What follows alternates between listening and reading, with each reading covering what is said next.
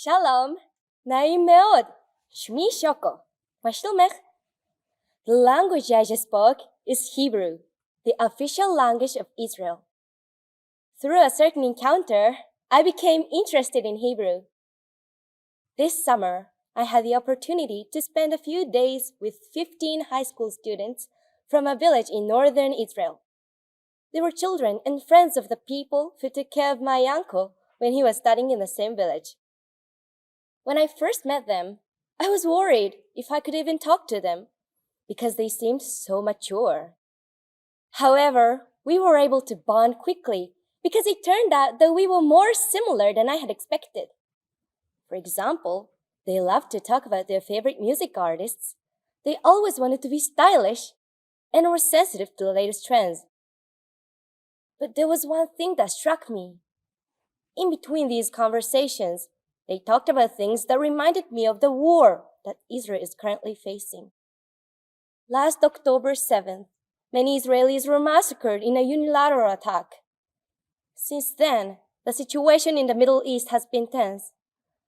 Some of the students who came to Japan had family or friends who were in the war zone or who were killed. Some of the seniors said they would be serving in the military themselves in a few weeks after they returned from Japan. I felt that Israel was inevitably at war for self-defense. When I asked the girl what she wanted to do in the future, I meant to ask her what occupation she wanted to have. But quite unexpectedly, she replied that she wanted to protect her country from those who are now trying to destroy her people.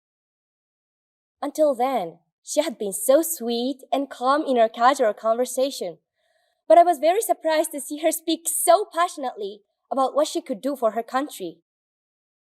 These young Israelis carry so much pain, having seen people close to them injured or killed in the war. But at the same time, I felt the strong hopes that one day there will come a time of peace.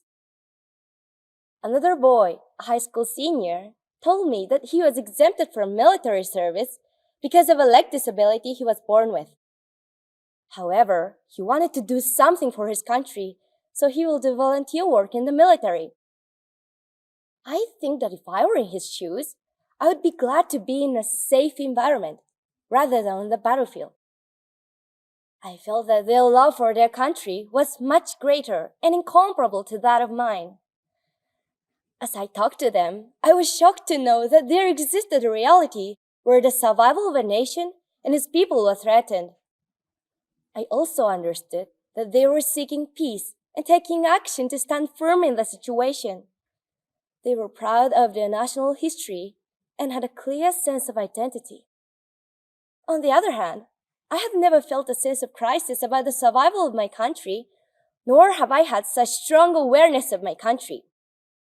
I am Japanese, but I wondered what it meant to be Japanese.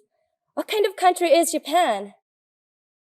I felt that I needed to be more mindful of my own identity as a Japanese person. All the students from Israel fully enjoyed their trip around Japan. They said that during their stay here, they were relieved of stress and felt so much peace in their hearts, which made them happy. I was very glad to hear that. It has been over a year since the brutal attack, and Israel is still fighting to take back the civilian hostages. The situation in the Middle East has become more chaotic. Some of my friends have already enlisted in the military, and I heard that some of them could not go to school because there are so many missiles flying nearby. I wish there was something I could do. Recently, along with Hebrew, I started learning Arabic using an app.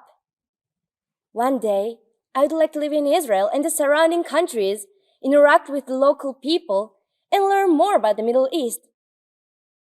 I also want to look into what I can do for the Middle East as a Japanese person. I want to take action to achieve this.